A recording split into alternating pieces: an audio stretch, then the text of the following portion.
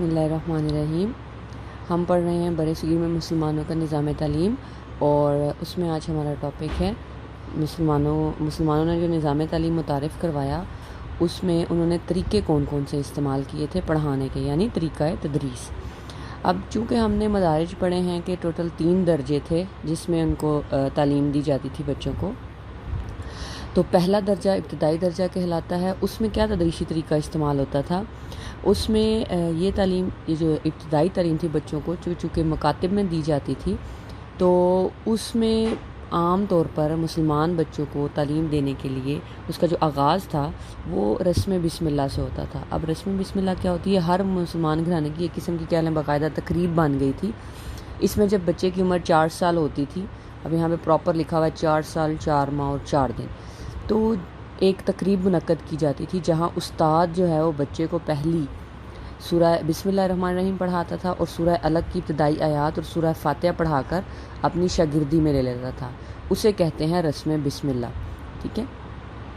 اس کے بعد بچے کی باقاعدہ تعلیم کا آغاز ہو جاتا تھا۔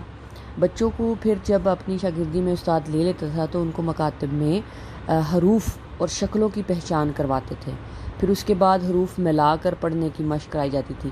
جس طرح آپ لوگوں نے بھی دیکھا ہوگا کہ شروع میں جب آپ لوگ قرآن مجید پڑھنے جاتے ہیں تو شروع میں آپ کو کیا کرتے ہیں؟ پہلے حروف تہجی سکھائے جاتے ہیں، پھر اس کے بعد دونوں کو ملا کے پڑھنے کی مشق کرائی جاتی ہے، اور اس کے بعد لکھنا سکھایا جاتا تھا۔ یہ ہم اس دور کی بات کر رہے ہیں۔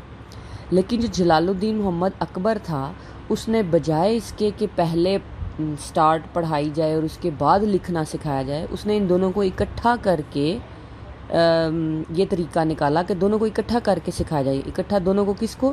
پڑھنے کو اور لکھنے کو بھی، ٹھیک ہے۔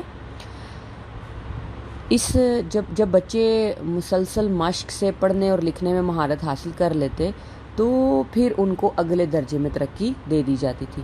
جو پہلا درجہ ہے ابتدائی درجہ، اس میں معمولی پڑھنا لکھنا، معمولی حساب اور قرآن پاک کی تعلیم دی جاتی تھی۔ دوسرا درجہ ہے ثانوی درجہ۔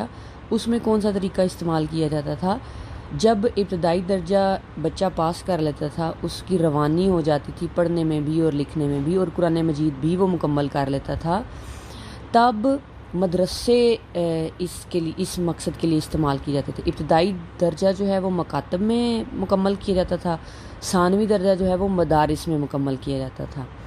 یہاں وہ طریقے اختیار کیے جاتے تھے کہ طلباء کتابی مواد کو سمجھ سکیں۔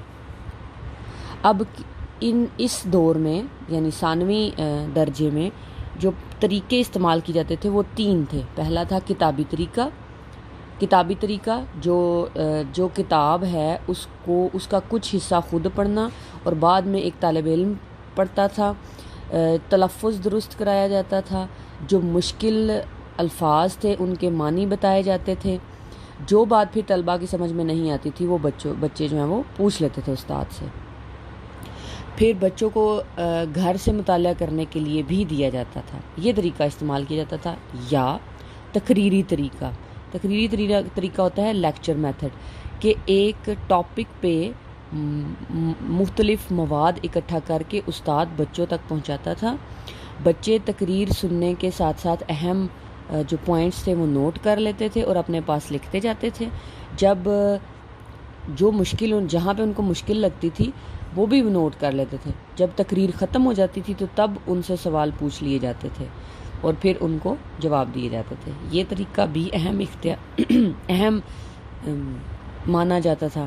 اس کے بعد ایک تھا مانیٹوریل سسٹم، مانیٹر سے نکلا ہے مانیٹوریل سسٹم، یعنی جب جو بڑی کلاس کے طلباء ہیں وہ چھوٹی کلاس کے طلباء کو یا اپنی ہی کلاس میں کوئی ذہین بچہ جو استاد کا پڑھایا ہوا سبق اپنے ہم جماعتوں تک پہنچاتا تھا۔ ابتدائی درجے میں بھی چونکہ اس طریقے کا استعمال ہوتا تھا چونکہ کام اس وقت رٹوایا جاتا تھا، جبکہ ثانوی درجے میں مدرسوں میں استاد کی کمی کو پورا کرنے کے لیے یہ طریقہ استعمال کیا جاتا تھا۔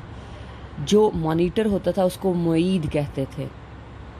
اس طرح سے کیا ہوتا ہے، جو طلباء جو مدد کر رہے ہوتے تھے ٹیچر کی، ان کی انتظامی صلاحیتیں پروان چڑھتی تھیں اور ان کی قابلیت میں بھی اضافہ ہوتا تھا۔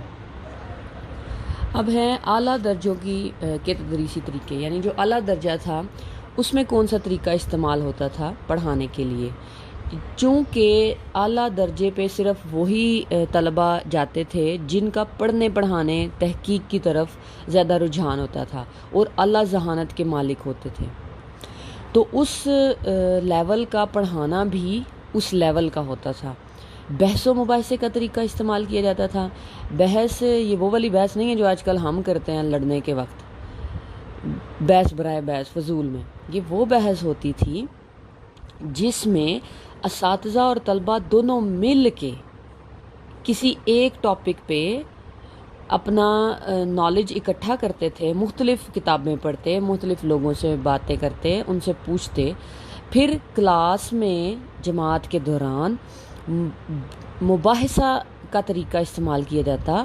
یعنی ایک ٹاپک کے اوپر، ایک نقطے کے اوپر ایک دلیل کے ساتھ بات کرنا اور واضح الفاظ میں اپنے مقصد کو بیان کرنا.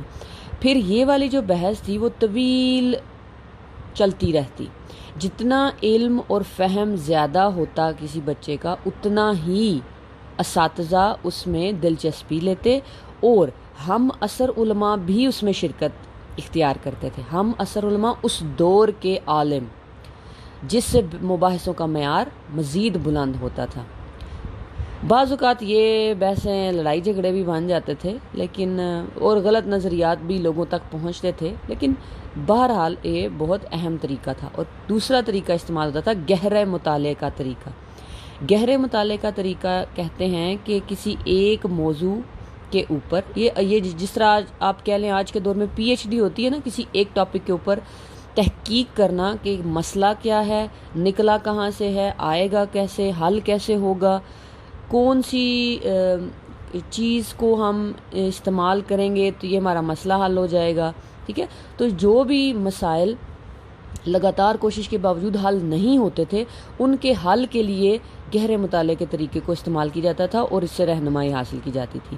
یہ طریقہ اعلیٰ تعلیم کے لیے مقالات لکھنے کے لیے عام استعمال ہوتا تھا.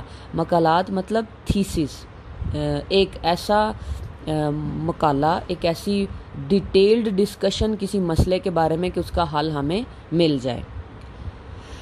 اگلا ٹاپک ہے تعلیمی جائزہ. یعنی کیسے پتہ چلتا تھا کہ اب ہم اگلے لیول پہ آ گئے ہیں. جو ہمارا پرانا سسٹم تھا برِ صغیر میں، جب مسلمان آئے اور انہوں نے جو طریقہ اختیار کیا، اس میں کوئی امتحان کا طریقہ نہیں تھا.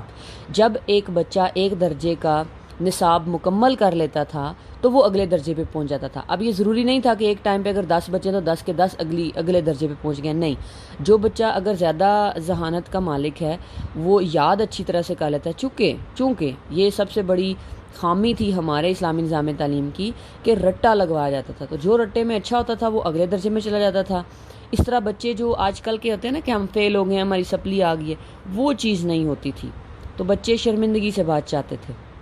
ابتدائی تعلیم جو اس کا نصاب مکمل ہو جاتا تو اگلے درجے میں پہنچ جاتا. ثانوی درجہ بھی ایسا ہی تھا، اساتذہ پوچھتے رہتے تھے وقتاً فوقتاً سوالات، اور جیسے ہی سارے اپنے درجے کا نصاب مکمل ہو جاتا تھا بچے اگلی نشست میں چلے جاتے تھے.